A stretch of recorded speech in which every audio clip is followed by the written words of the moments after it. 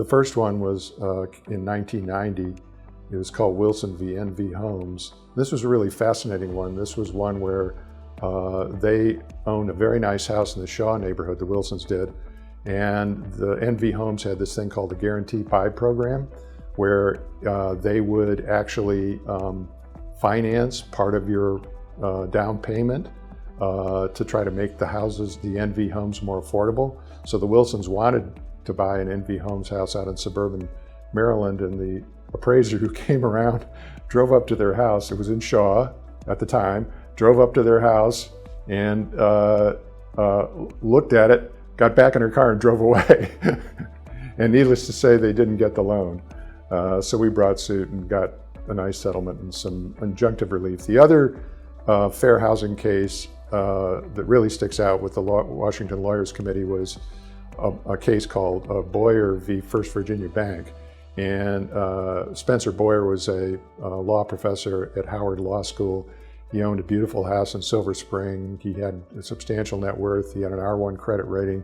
He went to First Virginia Bank to get, as he did periodically, a home equity loan to do some renovations, $50,000 home equity loan, and he was turned down. And being an African American who had been, as many have experienced, got stopped for driving while black, his antenna was up. He sent out his application in the mail to 5 other banks, one of which was an affiliate of First Virginia Bank, and got approved by all of them. So we brought suit, we fought off a summary judgment motion. We got a lot of the underwriting materials for other loans, and it showed a disparity between the way white and black applicants were treated, and we again got a substantial settlement with injunctive relief.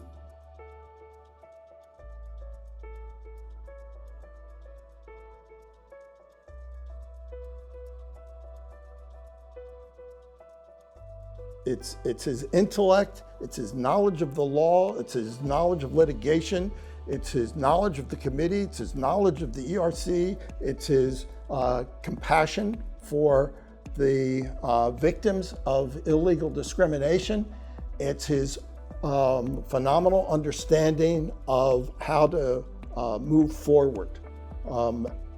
And that was absolutely critical to the successes that we achieved.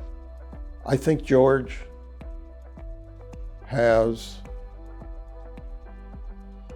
a pure understanding of what the good of law is supposed to attain.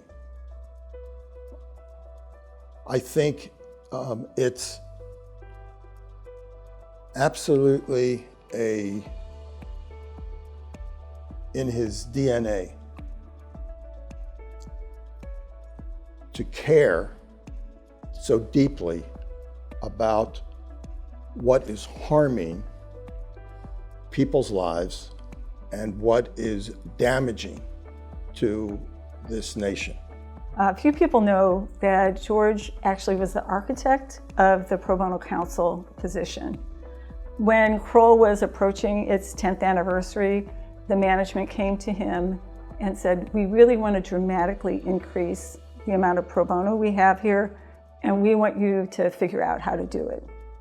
So George went about that by interviewing people at the law firms where they had vibrant pro bono practices, and took all that information and put it together and came up with the pro bono counsel position. That position has been replicated by more than 100 firms across the country, and there are more than 300 full-time pro bono professionals today. Like Rod Boggs, the namesake of the award, George has had an immeasurable impact in the civil rights area through his work on fair housing cases, through his leadership on the Washington Lawyers Committee, on the board, and as co-chair for several years, and on his wise counsel to the Equal Rights Center and the Fair Housing Council. And then in addition to all that, he really has forever changed the landscape of pro bono through designing this public service counsel position that's been replicated across the country and by more than 100 firms.